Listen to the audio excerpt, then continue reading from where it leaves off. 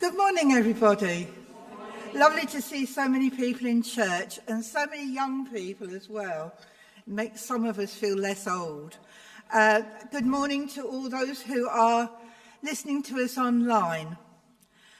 Today we have the Reverend Heflin preaching, and the title of his service is The Nature of God. Reverend Heflin.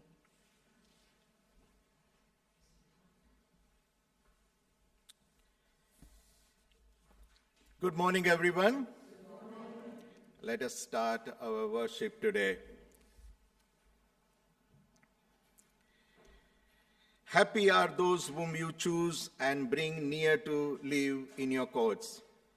We shall be satisfied with the goodness of your house, your holy temple. How lovely is your dwelling place. O Lord of hosts, my soul longs. Indeed, it faints for the courts of the Lord. My heart and my flesh sing for joy to the living God. Happy are those who live in your house, ever singing your praise. Gracious God, as we rejoice in the gift of this new day, may the light of your presence serve our hearts on fire with love for you, now and forever. Amen. Amen. We are going to sing our first hymn. I will arise and we'll sing our first hymn. The hymn number 82, O Lord my God, when I in awesome wonder. We'll arise and we'll sing.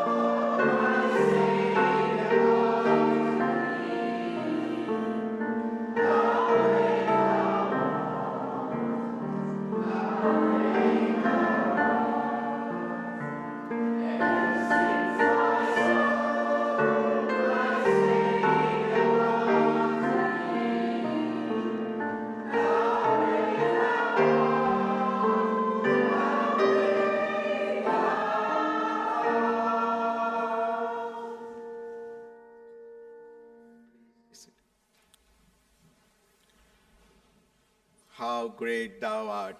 Let us spend some time in a prayer of adoration and confession and declaration. Let us bow our heads.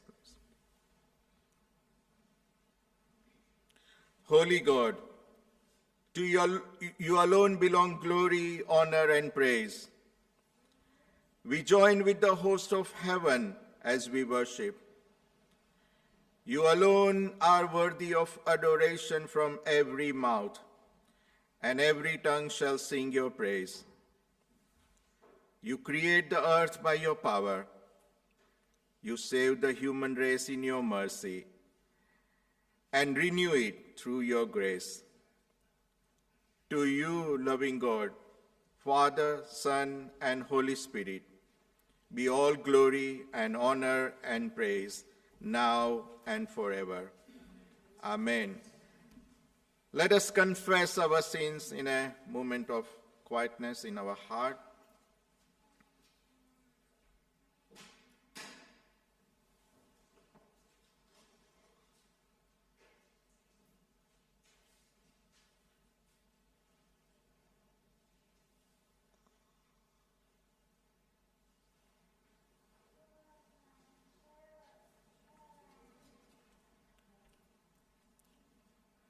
Loving God, so many times we have sinned against you in what we have thought, said, and done. We have not loved you with our whole heart, and we fail miserably. So many times we have not loved our neighbors as ourselves, and we are truly sorry for that. Lord, help us to turn away from what is wrong and forgive us for the sake of your Son, Jesus Christ. Amen. Amen.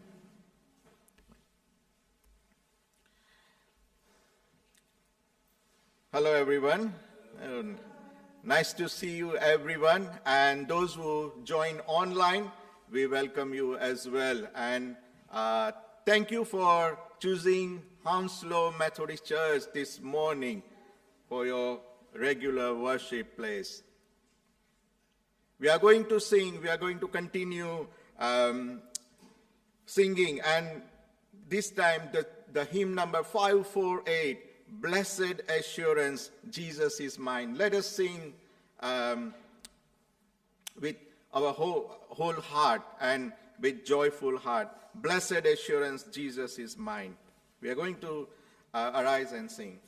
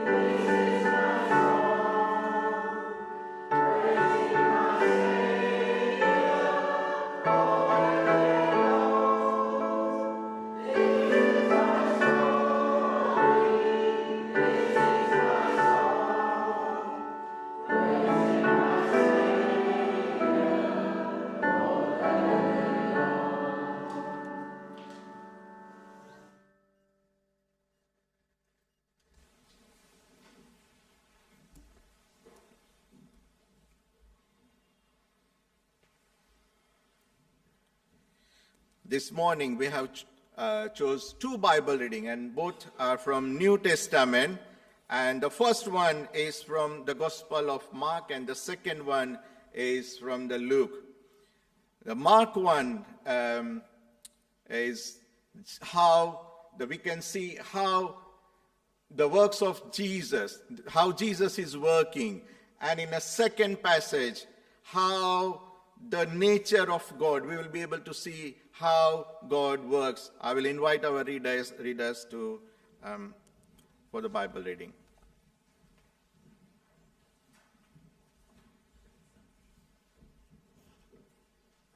Good morning.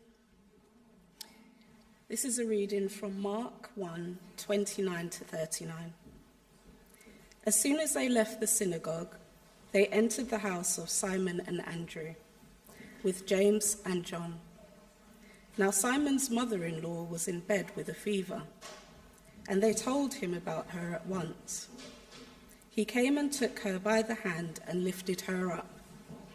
Then the fever left her, and she began to serve them. That evening at sundown, they brought to him all who were sick or possessed with demons, and the whole city was gathered around the door. He cured many who were sick with various diseases, and cast out many demons, and he would not permit the demons to speak, because they knew him. In the morning, while it was still very dark, he got up and went out to a deserted place, and there he prayed. And Simon and his companions hunted for him. When they found him, they said to him, "Everyone is searching for you." He answered, "Let us go on to the neighboring towns, so that I may proclaim the message there also, for that is what I came out to do." And he went throughout Galilee, proclaiming the message in their synagogues and casting out demons. Here ends the reading.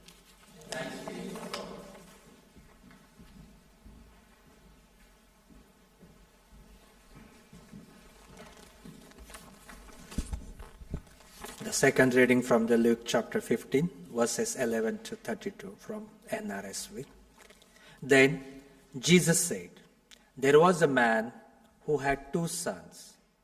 The younger of them said to his father, 'Father, give me the share of the property that will belongs to me.' So he divided his property between them.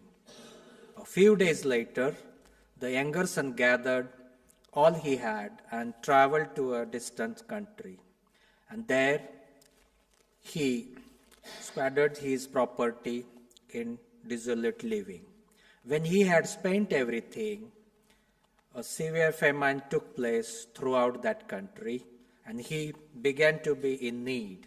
So he went and hired himself out to one of the citizens of that country, who sent him to his fields to feed the pigs. He would gladly have filled himself with the pods that the pigs were eating, and no one gave him anything. But when he came to himself, he said, 'How many of my father's hired hands have bread enough and to spare? But here I am dying of hunger. I will get up and go to my father, and I will say to him, Father, I have sinned against heaven and before you. I am no longer worthy to be called your son. Treat me like one of your hired hands.' So he set off and went to his father. But while he was still far off, his father saw him and was filled with compassion. He ran and put his arms around him and kissed him. Then the son said to him, 'Father, I have sinned against heaven and before you. I am no longer worthy to be called your son.'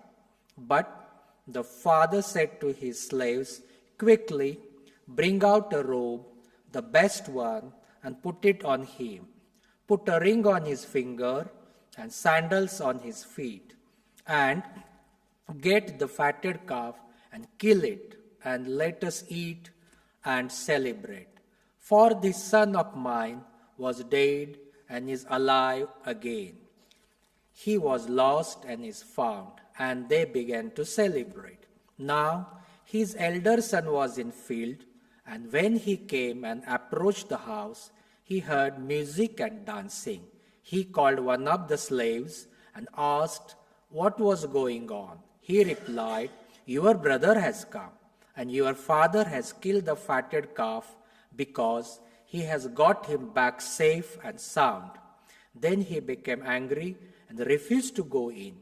His father came out and began to plead with him, but he answered his father, "Listen, for all these years I have been working like a slave for you, and I have never disobeyed your command. Yet you have never given me even a young goat so that I might celebrate with my friends. But when this son of yours came back, who has devoured your property with prostitutes, you killed the fatted calf for him." Then the father said to him, "Son, you are always with me, and all that is mine is yours. But we had to celebrate and rejoice because this brother of yours was dead and has come to life. He was lost and has been found." This is the end of the reading.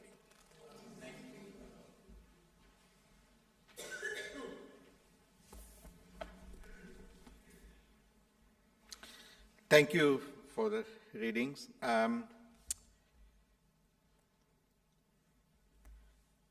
So the first Bible reading, which we just listened to, is from Mark, the Gospel according to Mark, and chapter 1, verses 29 to 39. If you have a Bible, please leave that Bible open so we can go back and check. So when we see how Mark is describing Jesus. If you start with Matthew is starting with Jesus' genealogy, how Jesus was born. Same with John. John is describing about the Word. But when it comes to Mark is like, if you see, it all started like Mark is trying to show that Jesus is a man of action. If you see, he's showing that his life is so busy. And like he doesn't have time. It's just like he's like a doctor, like a teacher, like a CEO. Jesus is like a busy man. And if you see in a first chapter how it started, the first is the preaching of John the Baptist and the baptism and temptation of Jesus. And then Jesus is calling the 4 fishermen. And then Jesus is healing the man with an evil spirit. And then Jesus heals many people. And then Jesus preaches in Galilee. And then Jesus heals a man. And then Jesus heals a paralyzed man. And then Jesus calls another man. And then he's answering the questions. It's like Jesus is a very busy person. And Mark is like a to the point.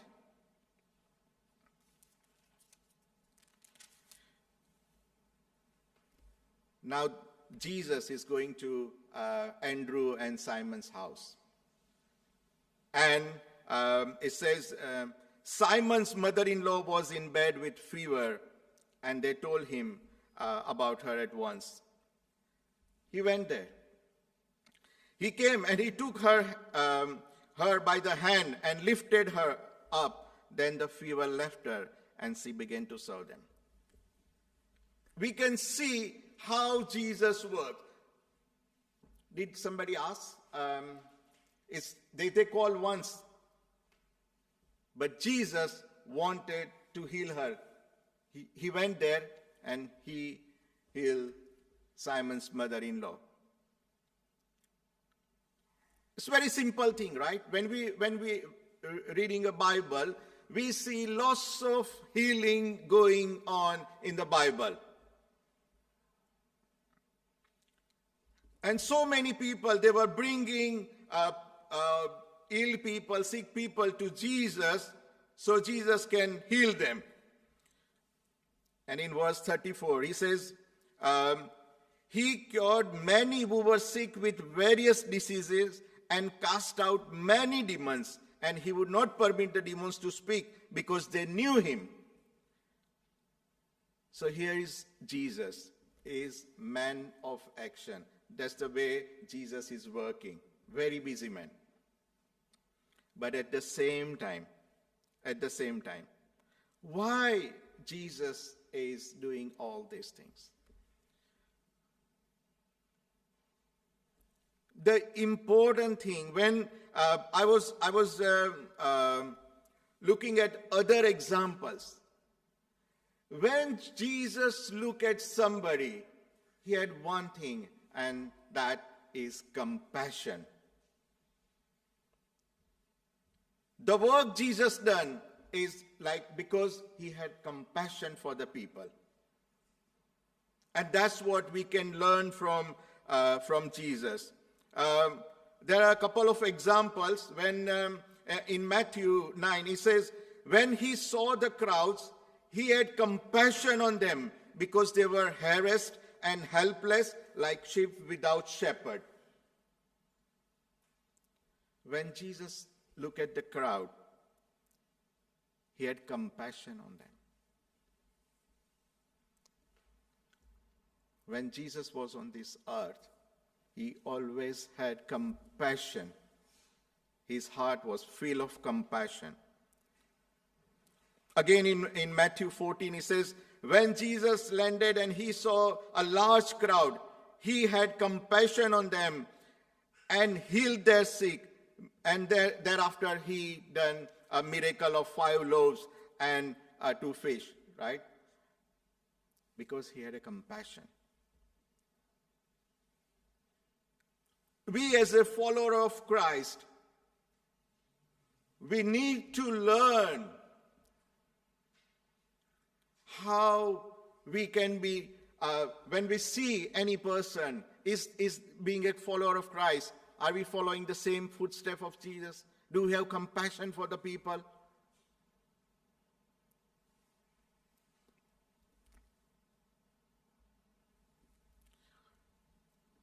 Jesus, being a busy man, still he had a compassion.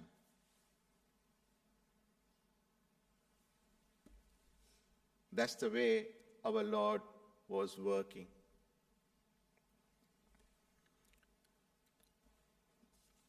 And thereafter, what happened in verses that in Mark? Thereafter, in the evening, they brought to him all who were sick or possessed with demons, and the whole city was gathered around the door, and he cured many who were sick with various diseases. Why? Because Jesus had compassion. And being a son of God, he had that power of healing. He healed so many people. And that's the reason we believe in healing. And we still pray.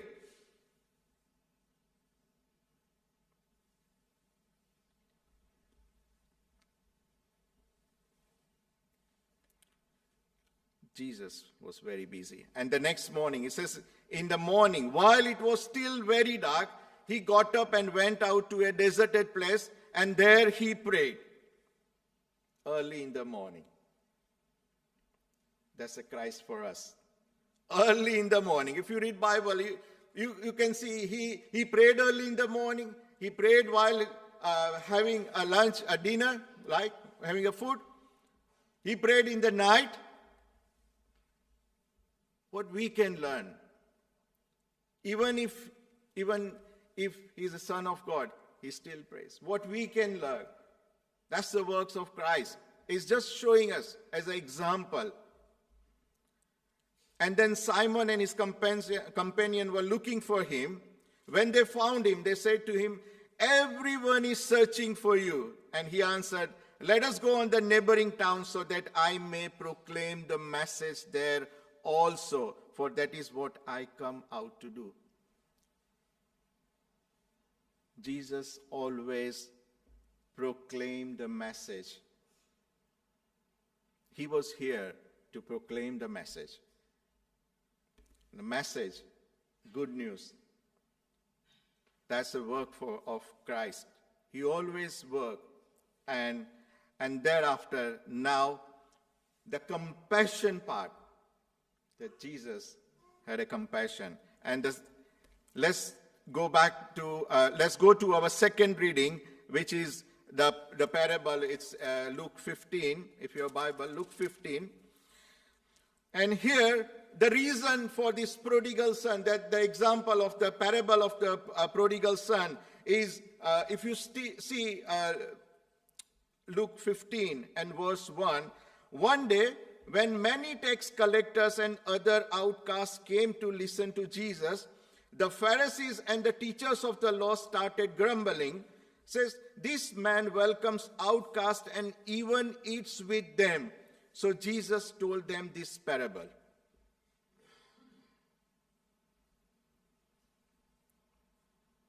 People were accusing of Jesus. Says, this man is welcoming the outcasts and even eats with them. That's the example Jesus was giving. He always with less fortunate people.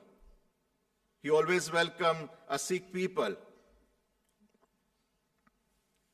So what Jesus is doing, Jesus is giving them three parables. The first one is of lost sheep. He says there was 100 sheep, and if one is missing, and then he says, verse 15 and chapter 15 and verse 5, it says, when he finds it, he is so happy that he puts it on his shoulders and carries it back home. Then he calls his friends and neighbors together and says to them, I am so happy I found my lost sheep. So he called his neighbors and friends. Then again, he is giving another parable.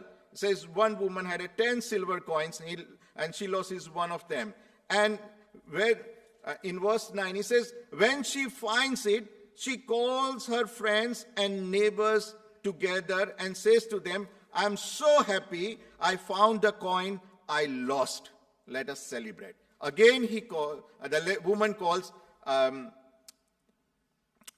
neighbors and friends. But still, I think they are not getting. And now Jesus is introducing the parable of this lost son or prodigal son. But here he's using example of two sons. One is always good, always with him. And the second one, who is asking for his part from his father's. It says, there was one man who had 2 sons. The younger one said to him, Father, give me my share of the property now. I don't care, even if you are alive, give me.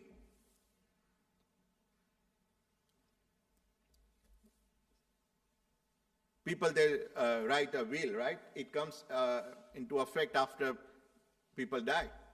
But here, the younger son is asking. And Jesus, when explaining to this, telling this parable, is using 2 sons.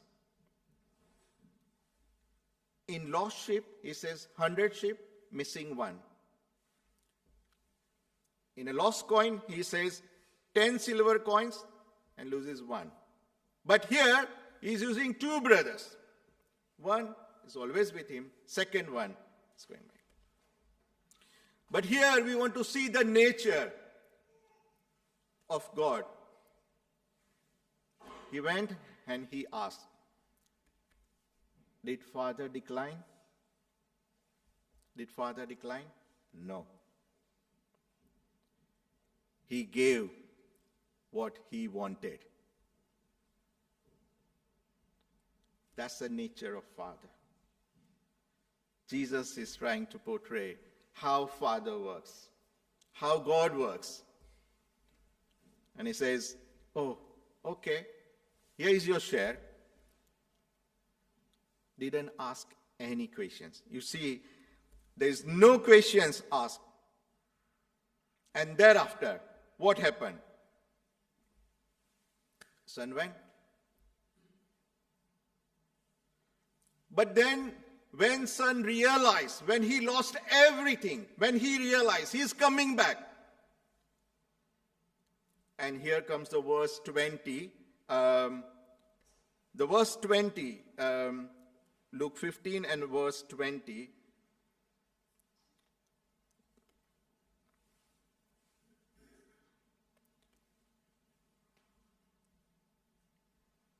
Verse 20, it says, when the son coming back,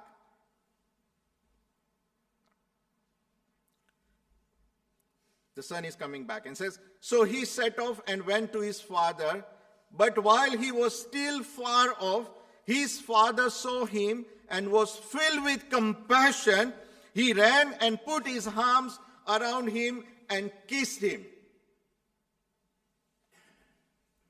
Okay, we all know this story, right? What happened to prodigal son? He lost everything. In a first example, somebody is losing his sheep, somebody losing coin. But here, the son was lost, but now he is coming back. And what the action of the father? He set off and went to his father, but while he was still far off, his father saw him and was filled with compassion. He ran and put his arms around him and kissed him.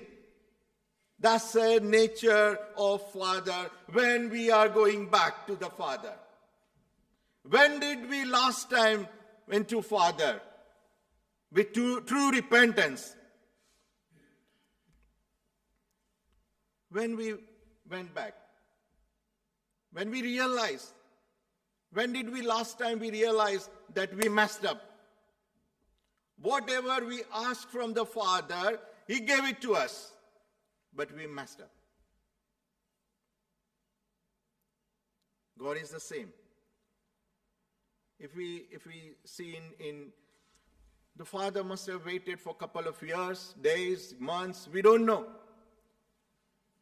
But still, He was far away and Father is running. And that's the reason is compassion. It's God's compassion. That's the nature of God. When we repent. What happened? The son came back. He left his old lifestyle. There is nothing more to lose now. And he says, the son realized his mistake. He's acknowledging, what he's saying,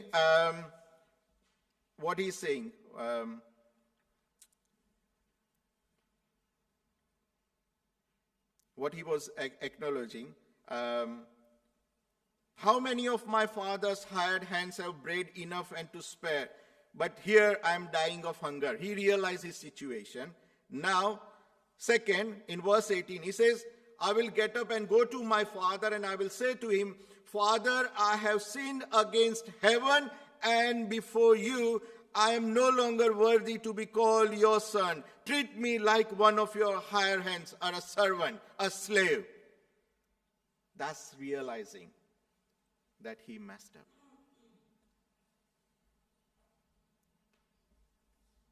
If we look at the Father's point of view, did Father thought about all these things? No. Jesus is like very carefully putting son's repentance. But is there anything about Father? No. There is only action. What we saw in a Mark's Gospel, that Jesus is practically doing all things, casting out demons, healing sick, and preaching and everything. Here is showing the character of God, that Father is running towards the Son. I am no longer worthy to be called your son. And how Father is treating him. And he says, Father said to his slaves, quickly bring out a robe, the best one, and put it on him. Put a ring on his finger and sandals on his feet. He's no longer a slave. He's not a slave, he's son. And get the fatted calf and kill it, and let us eat and celebrate. For this son of mine was dead and is alive again. He was lost and is found. And they begin to celebrate.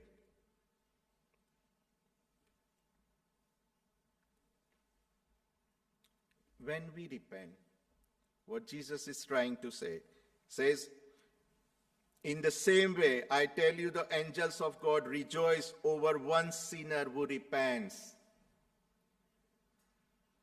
How we can repent? If you see the story, how we can repent? We have to live our old life. We have to go back. We have to turn back.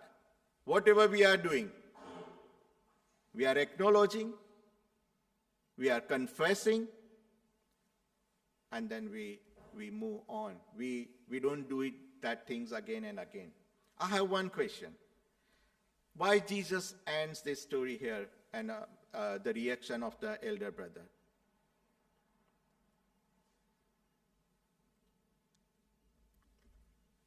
Thereafter, did the younger son ever fail in his life? Did he ever disobey his father? We don't know. But if we as a Christian, if we as a believers, if we truly repent, we have to live our old life. Whatever life, our failures, our life is fragile. God knows we are human. And we are failure in so many areas of our life. We don't have spirit of forgiveness so many times. Here, Father forgives, even though his son messed up everything.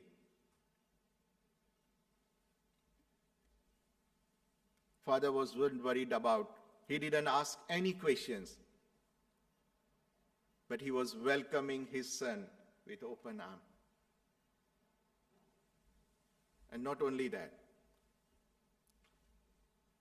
he restored that relationship by forgiving his son, by giving him a robe, sandals.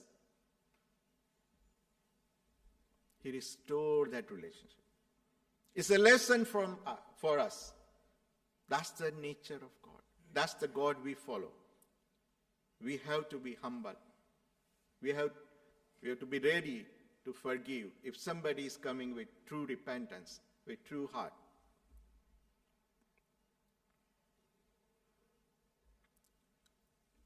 Jesus being a compassion to the people he met, everyday life.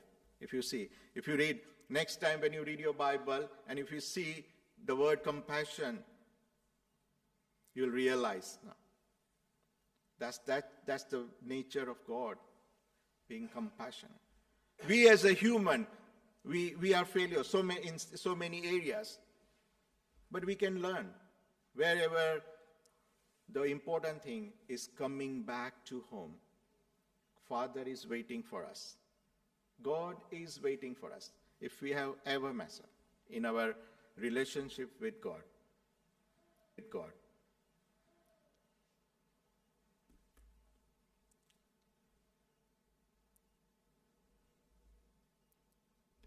The son says, Father, I have sinned against heaven and before you. Jesus is putting this word very carefully. How come the son is saying that I have sinned against heaven and before you?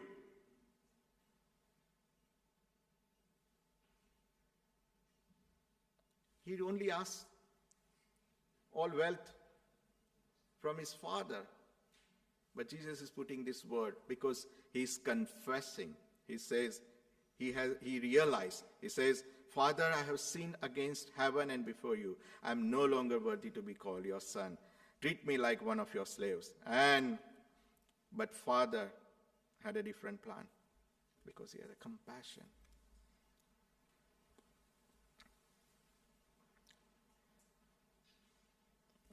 This is a time to reflect our own life.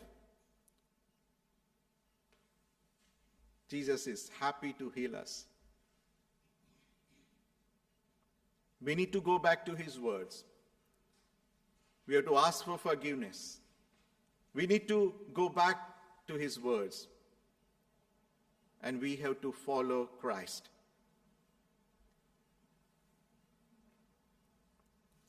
Father is waiting for every one of us. And Jesus says, in the same way I tell you, the angels of God rejoice over one sinner who repents when we go back. There is a party in heaven. There is a party in heaven.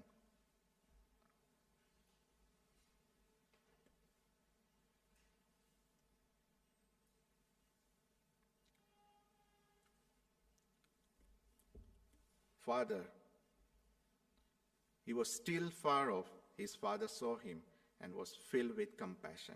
He ran and put his arms around him and kissed him. This is our Father. Let us pray.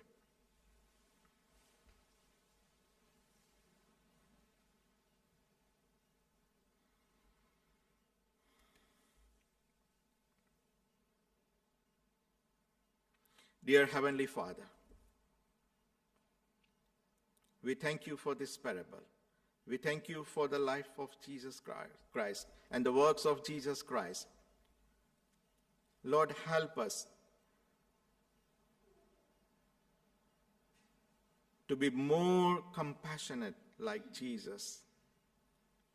Like, God, you created us in your own image.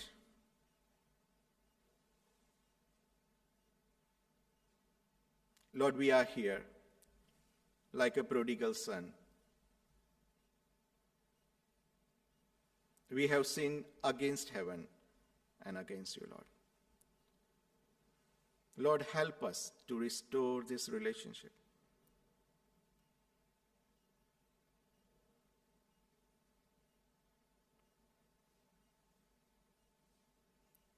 In Jesus' name we pray.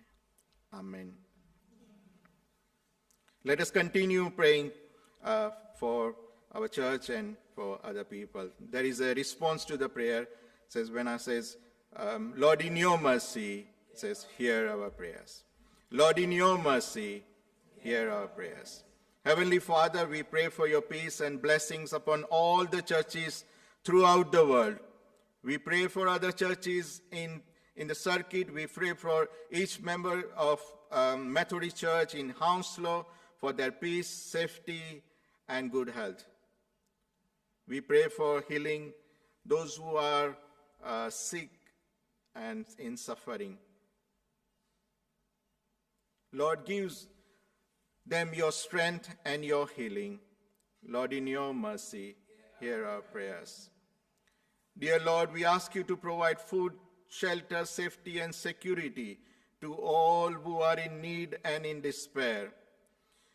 We are praying for all emergency services and all hospitals and trusts and government agencies and churches and charities and those individuals who are working to help and support people affected by war and viruses and conflict and natural disasters and political unrest. Lord, in your mercy, hear our prayers. Let us join in our traditional Lord's Prayer. Our Father, who art in heaven, hallowed be thy name. Thy kingdom come, thy will be done on earth as it is in heaven. Give us this day our daily bread, and forgive us our trespasses, as we forgive those who trespass against us. And lead us not into temptation, but deliver us from evil. For thine is the kingdom, power, and glory. Amen. Amen. We are going to sing hymn number 465, Guide Me, O Thou Great Jehovah. We'll arise and we'll sing hymn number 465.